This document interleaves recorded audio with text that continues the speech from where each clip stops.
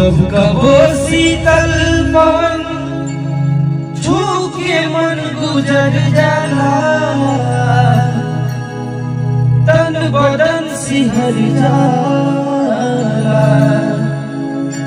तू याद आवेलू, याद आवेलू, तू याद आवेलू। जब कबो शीतल पवन छू के मन गुजर